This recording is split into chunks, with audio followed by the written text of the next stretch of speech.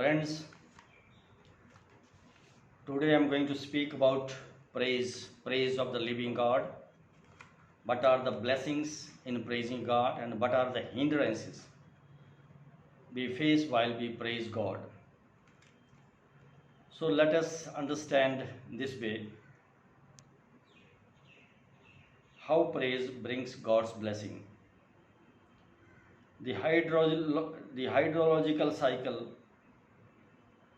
In nature, there is a cycle which brings great blessing to the earth. It is known as hydrological cycle. The Bible has a great deal to say about this.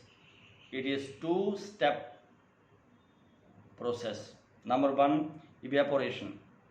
Water evaporates from the ocean or lakes, then rises in the air mass and forms clouds. Rainfall. Second step is rainfall. Then the moisture condenses and comes down as rain to water the earth. This makes the land fruitful and productive. It is used to illustrate the spiritual principle. As our praises rise up to heaven, they form showers of blessings. Ezekiel 34:26. These showers rain down on us as blessing from God. Job 36:27 to 30 says, For he maketh small the drops of water, they pour down rain according to the vapor thereof. Do you understand the process by which God produces clouds? He spreads light upon the ocean.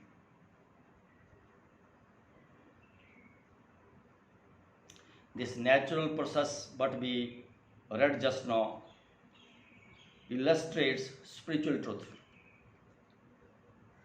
Number one, God causes His blessing to shine on mankind, just as the sun shines upon the ocean. Number two, man's heart should be warmed toward God in response to the blessings He has shown upon him. Number three, man's praises are to arise to God like the vapors that are created by the sun on the ocean. Number four, those praises form clouds of blessing. Number five, God causes them to distill into rain which pours forth on the earth. Number six, the blessing of rain makes the earth fruitful and prosperous, providing seed for the sower and bread for the eater. The excess rain forms rivers which run to the sea, from whence it originally came, and then the whole process begins again. Illustration from the scripture, let us see. Considering the following scripture which illustrate this process, let us see what the scripture says. Amos, in the book of Amos, chapter 5, verse 8, chapter 5, verse 8, and chapter 9, verse 6.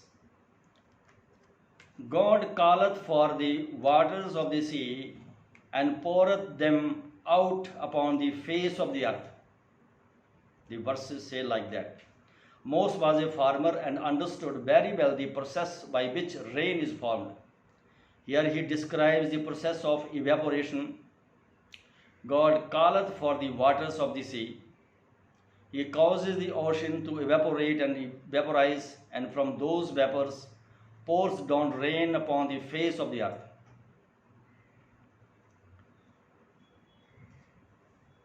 And let us understand from the scripture from Psalms 147, 7-8. Sing unto the Lord with thanksgiving, sing praise upon the harp unto our God, who covereth the heaven with clouds, who prepared rain for the earth, who maketh grass to grow upon the mountains. From Proverbs chapter 11, verse 25, the liberal soul shall be made fat, and he that watereth shall be watered also himself.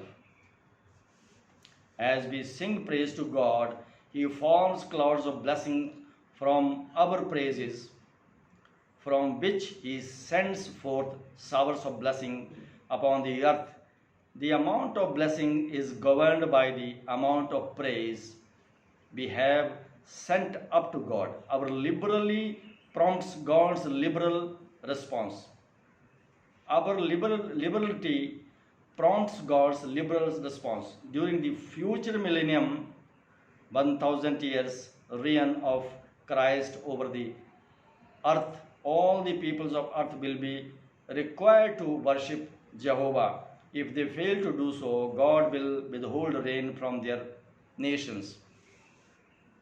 And it it shall be that whoso will not come up of all the families of the earth into Jerusalem to worship the King of the Lord of hosts, even upon them shall be no rain. Zechariah chapter 14 verse 17. No worship means no rain. From Ecclesiastes we learn like this, Ecclesiastes chapter 1 verse 7. All the rivers run into the sea, yet the sea is not full. Into the place from whence the rivers come, thither they return again. Ecclesiastes chapter 11 verse 3. If the clouds be full of rain, they empty themselves upon the earth. Hosea chapter 6 verse 3. He, the Lord, shall come to us as the rain, as the later and former rain into the earth. Isaiah 45 verse 8. Drop down, ye heavens, from above, and let the skies pour down righteousness. Let the earth open, and let them bring forth salvation. Zechariah chapter 10 verse 1. Ask ye of the Lord rain in the time of later rain. So the Lord shall make bright clouds and give them showers of rain to everyone grass in the field. Isaiah 55 chapter verse 10. The rain comes down and the snow from heaven and waters the earth and makes it bring forth and bud, that it may give seed to the sower and bread to the eater. James chapter 5 verse 7. Be patient therefore, brethren, into the coming of Lord. Behold, the husbandman waiteth for the precious fruit of the earth, and hath long patience for it, until he receives the early and later rain. So end time outpouring. But the word of God says, these scripture clearly, what we have read, these scripture clearly show that there will be an end time outpouring of God's Spirit before the coming of the Lord. That period will be known as the time of the later rain. Zechariah chapter 10 verse 1. The Spirit will fall from heaven like a deluge of rain. Joel predicts an unprecedented outpouring, the former rain and the later rain in the first month. Joel chapter 2 verse 23. Normally Israel experienced two rainy seasons. The first came early in the agricultural year, softened the ground and facilitating the planting of the seed. The second come after the dry summer months at the end of the agricultural year. This was the time when the feast of the trumpet was observed. See sections. This later rain matured the grain for harvest. These were termed the former and later rains, but the glorious outpouring of God's Spirit in the end times will be as though both these rains come together. The heavenly husbandman is patiently waiting for the copious rain so that he can finally gather in the great harvest what will cause this great rain. The abundant worship of God's praising people rising up to heaven like great clouds of vapor is going to raise up such a praising people in these last days. They will rise as a mighty army marching through the earth. The high praises of God will be in their mouths and two-edged sword in their hands. Psalms 149 verse 6. These praises will form abundant clouds of blessings. God will distill them and send down showers of blessings greater than ever witnessed before. This outpouring will ripen the great final harvest of precious soul. So this is all about the praise and how the natural process is discussed, and then the spiritual process is discussed. Let us now understand what are the hindrances in praising the God. Even when people are persuaded, they praise is scripture right and proper. It is still not always easy for them to begin to praise God. Many excuses have been offered in this regard. People endeavor to explain why they cannot praise God. Some seek to excuse themselves because of their disposition or temperament. They plead shyness or the fact that they are not outpouring or demonstrative. The fact is that Bible does not excuse anyone on any of these grounds. David says, "Let everything that hath breath praise the Lord. Praise ye the Lord." Psalms 150 verse 60. If you have breath, you are alive, and you should praise God only. The dead praise not the Lord. Psalms 115 verse 17. There are some definite hindrances to praise, all of which God wants us to deal with and overcome. He will not accept any of them as a valid reason to not praise Him. Number one hindrance is sin. Sin is the first hindrance to praise. This is the basic reason why the unconverted do not praise God. It is also one reason why some Christians do not. Unconfessed sin inhibits us in the presence of God. If we are conscious of unforgiven sin in our life, we do not feel free or at ease in God's presence. David said, "If I regard iniquity in my heart, if I am aware of sin in my life," that means the Lord will not hear me. Sin and Psalms 66 verse 18. Sin and iniquity separate us from God. Isaiah 59 verse 2.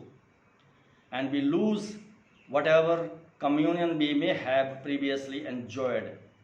The realization of sin in our life ties our tongue before the Lord. The only thing we really feel free to speak to Him about under these circumstances is our sin. There is very obvious answer to this hindrance. Confess the sin to God and sincerely accept His forgiveness and cleansing so that a right relationship can be restored and the flow of praise released. 1 John 1:9. Number 2 reason on the way of praising God is condemnation. Even when we have been forgiven by the Lord, it is not always easy to forgive ourselves. Many Christians remain in condemnation. Many Christians remain in condemnation. Though God has freely forgiven them, they cannot forgive themselves. This often results in a sense of unworthiness. Freedom to worship is inhibited. They tend to hang their heads in God's presence. The sense of God's presence tends to make them more aware of their unworthiness. They do not feel affirmed in the mercy and grace of God which He has exercised towards them. The kind of attitude often comes from being overly self-conscious instead of God-conscious. So let us not be self-conscious but God-conscious. If we are constantly searching our hearts with a negative attitude, always looking for faults and weakness, naturally we will find them. Nobody is perfect. The ultra-critical inspection of self is unhealthy. It focuses attention on self instead of on Jesus Christ. The Bible entreats us to look into the Jesus. Look unto the Jesus. Look unto Jesus, who is the author and finisher of our faith. Hebrew chapter 12 verse 2. This accomplishes at least two things. First, it gets our thoughts and attention off ourselves and unto Jesus. Second, the more we look to Jesus, think about Him, meditate on Him, occupy our thoughts with Him, the more we desire to praise Him. This is how praise begins, by looking unto Jesus. Our admiration and appreciation for Him will grow continually as we do this. Our awareness of this worthiness will increase, and this will promote thoughts of praise and worship to Him. Worldliness, number third reason on the way of praising on is the hindrance. Third hindrance on the way of praising God is Oliver worldliness. Oliver Cromwell once defined worldliness as everything which cooleth my affection for Jesus Christ. Worldliness is opposite of spirituality. It is the condition prevailing when our minds and thoughts are centered on the things of this world rather than the things of the God and His kingdom. Worldly minded people find praising God extremely embarrassing. It offends their carnal sense of dignity. The cure for the problem is to become more and more Christ centered. As our awareness and appreciation of Him increases, worldliness will decrease accordingly.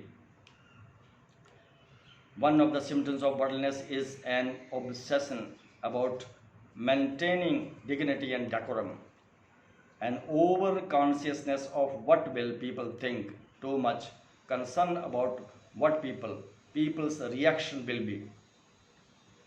Our first concern as Christian is to please the Lord. This does not always please carnal man. If we become too concerned with pleasing men and winning their approval, we shall be in danger of displeasing God. Fourth thing on the way of hindrances to praise of the living God is a wrong concept of God. This is frequently a strong hindrance to praise. Many have a completely negative view of God. They see Him as someone who is constantly trying to catch them in some failing so that He can condemn them. They feel He is opposed to everything they do. They feel there is a little hope of pleasing Him and enjoying His approval. They view God is a creature who is determined to stop people from enjoying themselves in any way. How could one ever think to praise such a God as this? Praise begins to rise in our hearts only when we gain a right concept of God. The Holy Spirit must show Him to us as He really is. Reading the Word of God is a wonderful cure for wrong concepts of God, but only if we are open and will allow the Spirit to reveal the truth to us. Many who read the Bible have their minds closed to the truth. A true awareness of God, of who and what He is, still surely lead us to praise and worship. Number 5, religious traditions. That also is a hindrance in praising the God. In Christ's day, many allow vain tradition of men to make void the word of God. Matthew chapter 15 verse 6. Unfortunately, there are many today who do the same thing. A lot of Christians have been brought up in so-called Christian traditions which frown up praise and worship. Such tradition condemn praise as mere emotionalism. Remember that religious repress, but redemption releases. Persons imprisoned in traditions of men frequently have wrong concepts of God. To God is an extremely negative being in their view. He is completely unemotional, stern, and forbidding. Those who believe in such a God become like these themselves. The cure for this condition is to have the courage to boldly expose our tradition to the Word of God with an open heart and mind. Wherever the Holy Spirit reveals the error of your tradition, be willing to abandon it and embrace the Word of God instead. The sixth reason on the way of praising God as a hurdle in praising God is pride.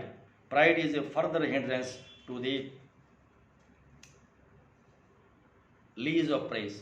This is difficult problem to deal with because of our unwillingness to acknowledge pride of heart. Our very egoism will not allow us to do so. We are told, humble yourself in the sight of the Lord, and he shall lift you up. If we will not humble ourselves, God will resist us and break our pride. Be clothed with humility, for God resisted the proud and gives grace to the humble. 1 Peter chapter 5, verse 5. Pride is so concerned with the self-image, always wanting to be well thought of, always wanting to be seen doing what is considered to be the right and proper thing. Number seventh reason on the way of praise and God, the hurdle on the way of praising the God is fear of men. Proverbs 29:25 tells us, the fear of the man bringeth a snare. The fear of man, his thoughts and opinions creates a real snare in which many have been caught. Proverbs 9 verse 10 say, the fear of the Lord is the beginning of wisdom. If we truly reverence the Lord, we need never be afraid of. We should always seek to please the Lord in all things. Certainly, we must praise Him in order to do this. If men do not like it, this is their problem. Never allow their opinion to inhibit you or hinder your desire and intention to give to God the praise which is due Him. Number 8th reason on the way of praising the God is satanic suppression. Finally, we come to the most serious of all hindrance, a satanical inspired suppression of praise. It is difficult for us to understand the deep hatred which Satan has for God and how greatly he loathes hearing people praise God. Satan wants the worship that belongs to God. You remember that in the temptation of Jesus, Satan asked Jesus to bow down and worship him. It was Satan's deep-rooted jealousy of God which brought about his downfall in the pride. He thinks himself greater than God. Isaiah 14, verse 13 and 14. He is filled with reasonable jealousy wherever he hears God's being praised and magnified. He therefore seeks to discourage and suppress all such praise. When a person is under the influence of Satan or one of his demons, this person may not be able to even say the name of Jesus. When encouraged to do so, the throat freezes. The word just will not come out. It has also been noted that when the name of Jesus is spoken in the presence of such people, the demons within them begin to rage. Satan reacts strongly to even the very mention of that name. His victim will sometimes froth at the mouth, fall into a fit, curse and blaspheme. So violent is the reaction against the praise of God or Jesus. So, but the conclusion is now, whenever a Christian is aware of an aversion to praise, a sincere and honest searching of the heart should take place.